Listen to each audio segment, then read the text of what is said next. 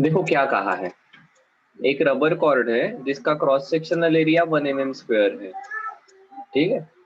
उसको स्ट्रेच किया, अगर पहले ये रबर कॉर्ड होगा ऑफ लेंथ 10 सेंटीमीटर, इसको स्ट्रेच किया इस प्रकार से, और यहाँ पर एक प्रोजेक्टाइल लगाया ऑफ 5 ग्राम, और अब इसकी लेंथ है 12.5 सेंटीमीटर। अब इसे रिलीज किया तो ये प्रोजेक्टाइल आगे जाएगा, तो इस प्रोजेक्टाइल की वेलोसिटी पूछी है। कोई बता सकता है कैसे कैलकुलेट करेंगे?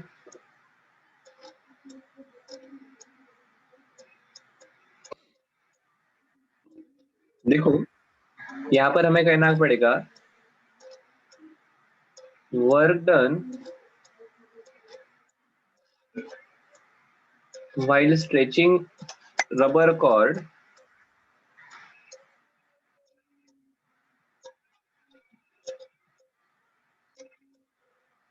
will be stored as elastic potential energy which is transferred to rubber to projectile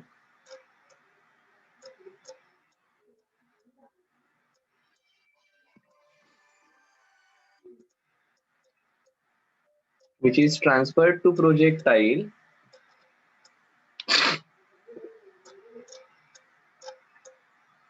in the form of Ke। आया क्या ध्यान में? इसे स्ट्रेच किया, जो वर्क हुआ वो इलास्टिक पोटेंशियल एनर्जी करके स्टोर्ड हुआ, इसे रिलीज किया, ये इलास्टिक पोटेंशियल एनर्जी इस प्रोजेक्टाइल को ट्रांसफर हुई, ठीक है। If that is the case हम वर्क डन लिख सकते हैं, कितना रहेगा वो? अब देखो यहाँ पर पुरानी लेंथ पता है, नई लेंथ पता है, ठीक है। आप यहाँ से चेंज इन लेंथ बताओगे, 12.5 माइनस 10 इक्वल टू 2.5 सेंटीमीटर, ठीक है। ओरिजिनल लेंथ थी 10 सेंटीमीटर। सो बेसिकली आपको स्ट्रेन पता है, सो स्ट्रेन का रिलेशन यहाँ पर यूज करना पड़ेगा, y इंटू स्ट्रेन का square equal to kinetic energy. This implies v equal to under root y, half half चले गए, इंटू स्ट्रेन। सो y की वैल्यू 5 इंटू 10⁸ इंटू स्ट्रेन की value 2.5 upon 10। So this is 1/4, और इसको root के अंदर लेकर जाए,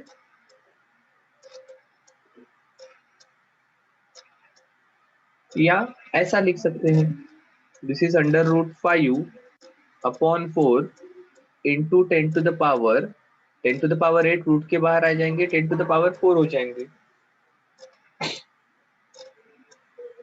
सही है क्या?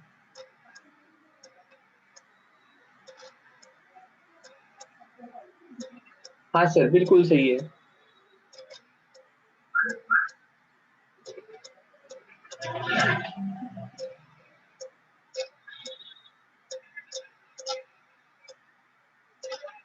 आ गई वेलोसिटी की वैल्यू।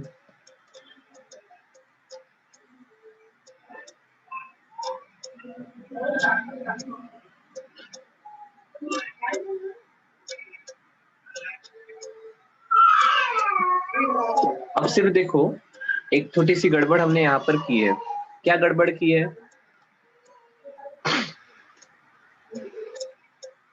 कौन बताएगा यहाँ पर एक गड़बड़ है, कौन सी गड़बड़ है?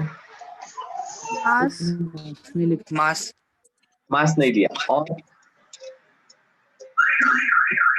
ये फॉर्मूला किस चीज का है?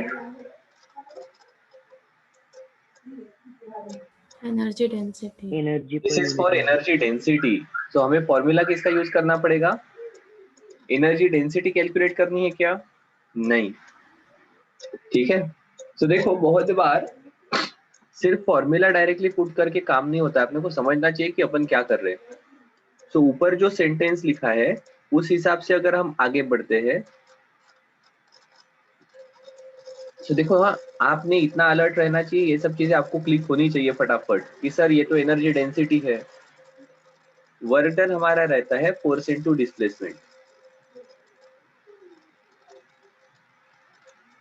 ठीक है। और अब यहाँ पर फोर्स हम निकाल सकते हैं क्या, तो यंग्स मॉड्यूलस रहता है, देयरफॉर फोर्स आ जाएगा y into a into delta L upon L, और चेंज इन लेंथ मतलब अपना इलोंगेशन रहेगा। So work done equal to y into a into delta L upon L, ठीक है।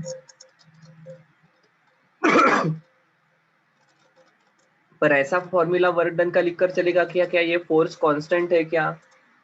नहीं सर, ये फोर्स भी तो कांस्टेंट नहीं है, ये फोर्स भी कांस्टेंट नहीं है। तो इसलिए हमारा एनर्जी स्टोर्ड वाला फॉर्मूला यूज करना पड़ेगा। फोर्स क्यों कांस्टेंट नहीं है, हमने देखा है ये फोर्स कंटिन्यूअसली वेरी होते रहता है ना। देखो, इलोंगेशन कंटिन्यूअसली चेंज होते रहेगा तो ये फोर्स कंटिन्यूअसली वेरी होगा। तो इसलिए हमें रिलेशन यूज करना पड़ेगा, हमारा एनर्जी का relation, which is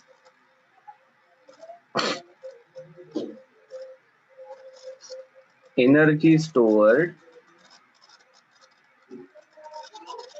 equal to half into volume equal to half mv square आ जाएगा। अब ये वैल्यू पुट करते हैं, अब ठीक रहेगा। y स्ट्रेन मतलब चेंज इन लेंथ का स्क्वायर अपॉन ओरिजिनल लेंथ का स्क्वायर, वॉल्यूम आ जाएगा area into L equal to half mv square, ठीक है। अब सही है, हाफ आप चले गए, अब v स्क्वायर की वैल्यू आ जाएगी,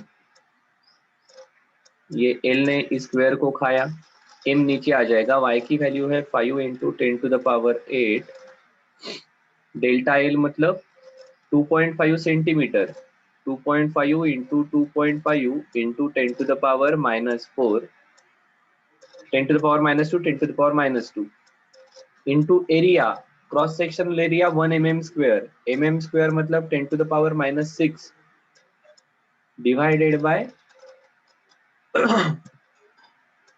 m एंड l, l की वैल्यू है 10 centimetre, 10 into 10 to the power -2 metre, मास नीचे आ जाएगा 5 ग्राम मतलब 5 इंटू 10 टू द पावर -3। करो बरा ये कैलकुलेशन और बताओ मुझे आंसर क्या आता है।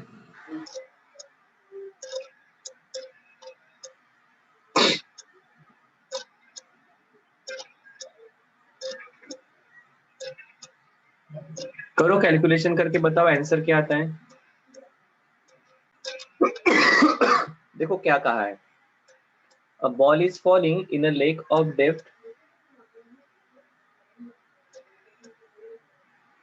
200 मीटर, ठीक है, shows 0.1% decrease in its volume, so delta v by v into 100 is 0.1%. what is the bulk modulus of the material? so आपको पता है बल्क मॉड्यूलस होता है -p delta v by v, ठीक है। हाँ सर, अब यहाँ पर प्रेशर कितना रहेगा, आपको पता है यहाँ पर प्रेशर रहेगा रो जी एच, ठीक है। सो ये आ जाएगी minus of rho G H, delta V by V की वैल्यू कितनी आ जाएगी, -0.1 अपॉन 100,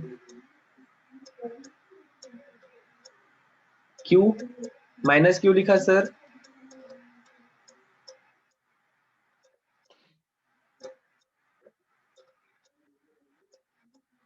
ये डेंसिटी किसकी है? वाटर की। प्रेशर किसका है? वाटर का।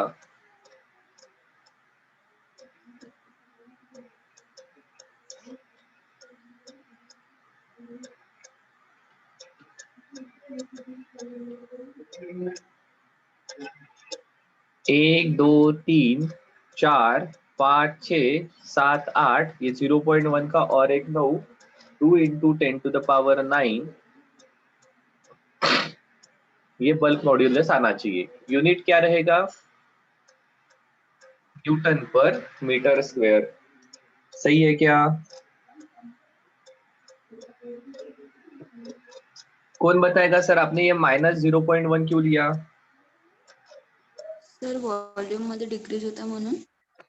Exactly, this is decrease in volume.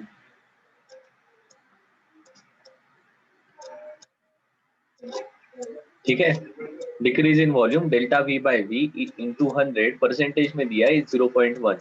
So delta V by V, ये माइनस साइन आ जाएगा 0.1/100। ओके सर, बढ़िया है। चल देखो, ऐसे क्वेश्चन आते ही है। 2 wires of same material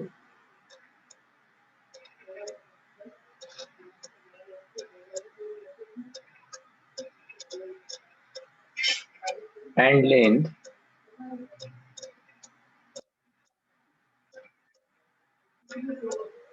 but dia of ratio 1:2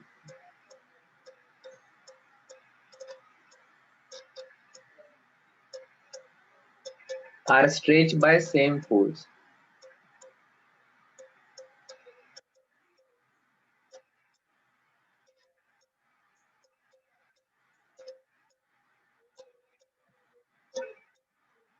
Find the ratio of potential energy per unit volume of the wires.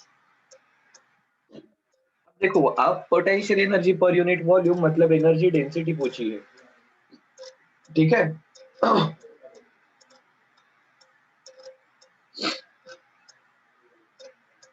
क्या दिया है हमारे पास? 2 वायर्स है, एक को नाम देते हैं एक, दूसरा बी। मटेरियल सेम मतलब यंग्स मॉड्यूलस सेम।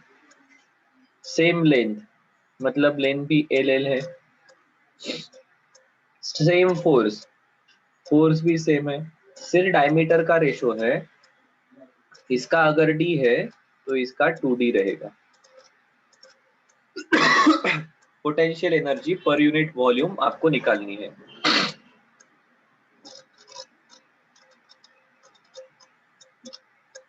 क्या रेशो आ जाएगा?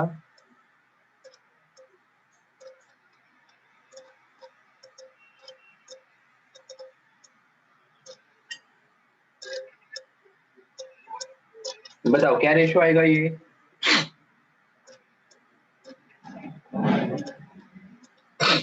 हाफ स्ट्रेस इनटू स्ट्रेन, ठीक है, या हाफ वाई इंटू स्ट्रेन का स्क्वायर, कुछ भी आप यूज कर सकते हो, ठीक है। तो दिखते हैं क्या आता है ये रिलेशन। देखो, इसमें वैरी होने वाली सिर्फ एक चीज है,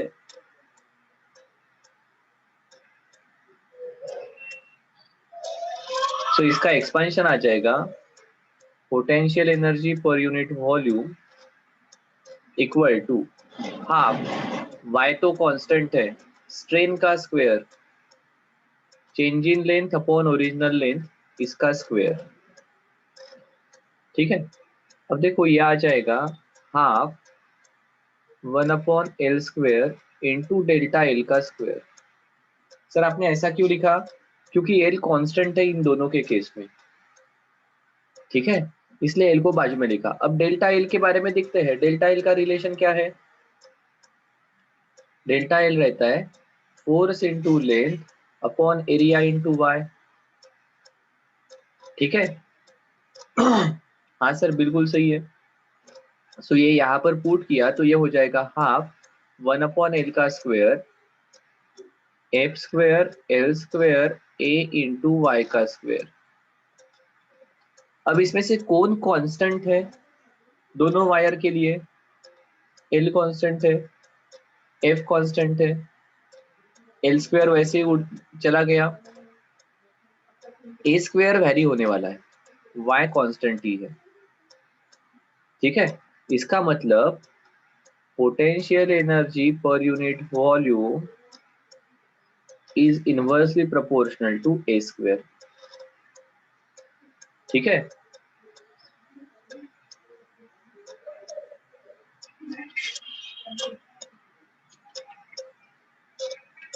ये आ जाएगा inversely proportional to a square. So this is area of a का स्क्वायर, एरिया ऑफ बी का स्क्वायर, और एरिया आएगा π/4 डी स्क्वायर। ठीक है, एरिया आएगा π/4 D square. So this is db square, ये एरिया इसका स्क्वायर,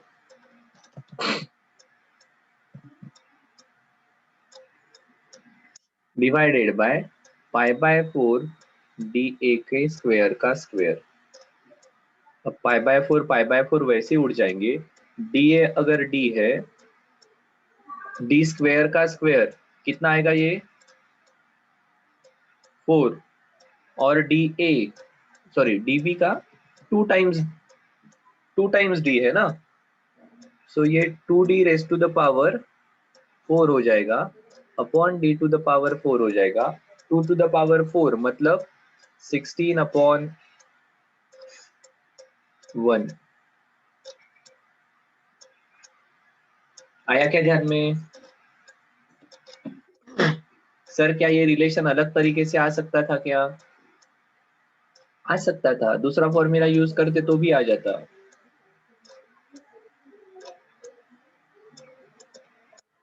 कैसे सर? एनर्जी डेंसिटी छोटा u इज हाफ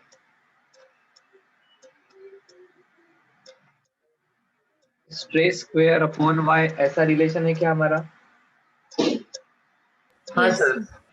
सो ये आ जाता स्ट्रेस मतलब फोर्स अपॉन एरिया, इनका स्क्वायर अपॉन वाई। फोर्स भी कांस्टेंट है, वाई भी कांस्टेंट है, so energy per density is inversely proportional to area का स्क्वायर। ठीक है, तो देखो द पॉइंट इज, हमें क्वेश्चन में क्या कहा है ये ध्यान में आ गया, तो मल्टीपल फॉर्मूले भी वहां पर लेकर जा सकते हैं अगर फॉर्मूला में क्या लिखा है ये हमें पता होगा तो, फॉर्मूला के हर सिंबल का मतलब पता होगा तो आंसर वही आने वाला है। ठीक है, चलो और एक क्वेश्चन करते हैं।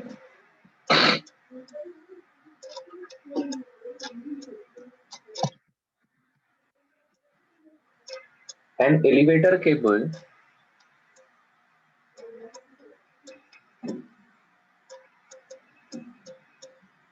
is to have a maximum stress of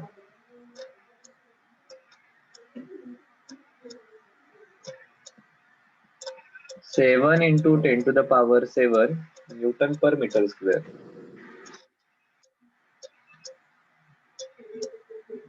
If maximum upward acceleration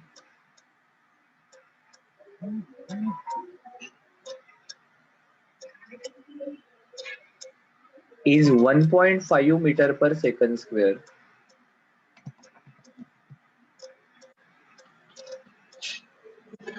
and load of lift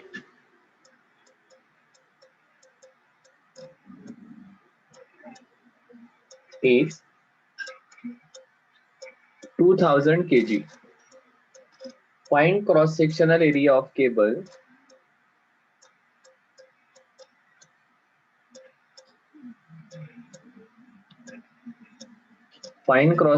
area of cable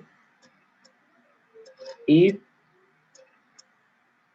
ultimate stress is 7 into 10 to the power 7 newton per metre square. देखो, there is an elevator, lift, ये उसकी cable है, इसका maximum upward acceleration होता है 1.5 metre पर second square और इसका लोड है 200 kg। तो क्या मैं इसे 20,000 न्यूटन लिख दूं डायरेक्टली? हाँ सर। तो आपको पूछा है इस केबल का क्रॉस सेक्शनल एरिया बता दो, कौन बताएगा?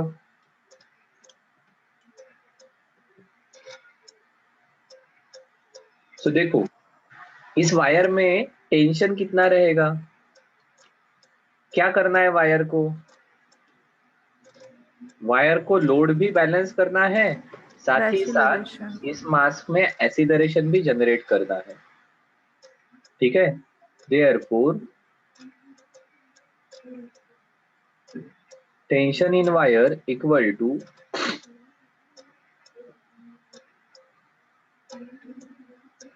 कितना आ गया ये 2000 kg into G plus A, 10 plus 1.5 is 11.5।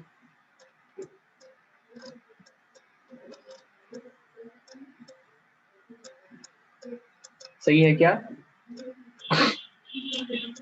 और अब लिखेंगे ultimate stress equal to force upon area, this implies area equal to force upon ultimate stress. ठीक है, फोर्स की वैल्यू कितनी आई है मेरी 23,000 newton upon 7 into 10 to the power 7। ये तीन चले जाएंगे, 1 2 3, 10 to the power 3, 10 to the power 7, ऊपर जाएंगे 10 to the power -7 plus 3 -7, 10 to the power -4, 23/7, 7 3 जा 21, 20, 7 2 जा 14, 60, 7 8 जा कुछ तो 3.28 into 10 to the power -4 metre square, that is 3.28 centimetre square के आसपास आंसर आना चाहिए। सही है क्या?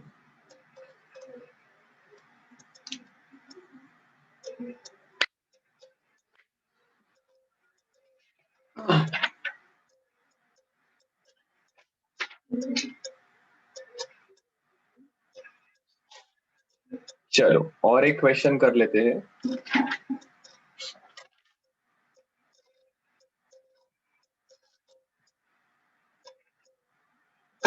The average depth of Indian Ocean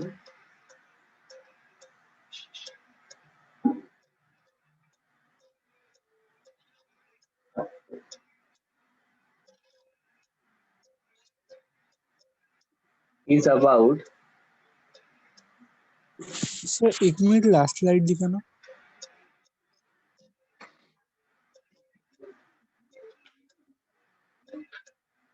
okay sir. कहाँ पर डाउट आया था? सर वो सिग्मा यू का क्या था वो? Sigma you is our ultimate stress, मतलब इससे कम अगर एरिया रहा तो ये वायर टूट जाएगी। एक्चुअली जब ये डिजाइनिंग पर्पस होता है ना, तो अल्टीमेट स्ट्रेस के बारे में तो अपन बात ही नहीं करते हैं, हम यील्ड स्ट्रेस में काम करते हैं। एंड यहाँ पर आप आगे इंजीनियरिंग में जाकर एक वर्ड सुनोगे, फैक्टर ऑफ सेफ्टी। सो जैसे अगर ये वैल्यू है यील्ड स्ट्रेस तक एरिया कितना रहना चाहिए, तो इसके डबल वाली वैल्यू अपन यूज करते हैं कि इनके बाय एस्टिमेट ऐसा कुछ होता है तो भी उस वायर ने सस्टेन करना चाहिए। ठीक है, कुछ गलती हो जाएगी, जैसे अपने यहाँ कहते हैं कि लिफ्ट में 8 लोगों से ज्यादा लोगों ने नहीं रहना, नहीं तो वो अलार्म बजाती है। तो अपने यहाँ के इलेक्ट्रिशियन लोग या अपने यहाँ के जुगाड़ू लोग उस अलार्म को या उस सेंसर को डीएक्टिवेट कर देते हैं और लिफ्ट में 8 लोगों के जगह ज्यादा सामान ढोकर ऊपर लेकर जाते हैं। अब एक्चुअली वो केबल उसमें ब्रेक हो सकती है, तो ऐसे सभी केसेस में जहां पर रेटेड वैल्यू से भी ज्यादा वाली कंडीशन आ रही है, उस केस के लिए ये फैक्टर ऑफ सेफ्टी काम में आता है। और इसलिए हमने भी ध्यान में रखना चाहिए एज अ रिस्पॉन्सिबल सिटीजन, जो रेटेड चीजें हैं उसके आगे नहीं जाना चाहिए, बिकॉज वो रेटिंग कुछ तो सोच समझ कर डिसाइड किया हुआ रहता है। Okay, the average depth of Indian Ocean is about 3000 metre. Calculate fractional compression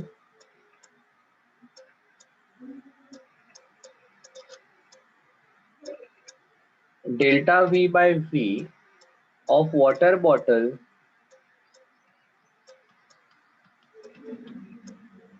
at bottom of ocean।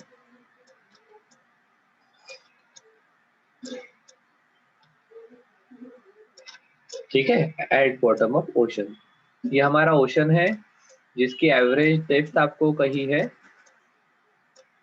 3000 metre. यहाँ पर कोई बॉटल है, इसका फ्रैक्शनल कॉम्प्रेशन बता दो। दिया है साथ में bulk modulus of water equal to 2.2 into 10⁹ newton per metre square या pascal.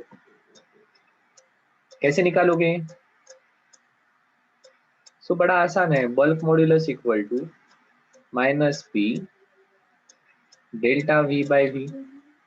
Fractional compression delta V by V directly पूछा है, डेल्टा वी बाई वी ये निगेटिव ही आने वाला है। ठीक है, सो यह आ जाएगा P upon B W. Pressure कितना आ जाएगा? Rho G H. Density water की 1000, शायद से सी वाटर है इसलिए इसे थोड़ा सा ज्यादा भी आप ले सकते हो। ठीक है, इफ वैल्यू दी नहीं है तो 1000 लेना है। जी की वैल्यू 10, एच की value 3000, this is 2.2 into 10⁹9। 1 2 3 4 5 6 7, so this is 3 into 10⁻7 upon 2.2 into 10⁹9। ठीक है, 1 8 80, ऑलमोस्ट 3 जा लगभग 6-7 टाइम्स आ जाएगा इंटू 10⁻⁻2। ठीक है, this is delta V by we.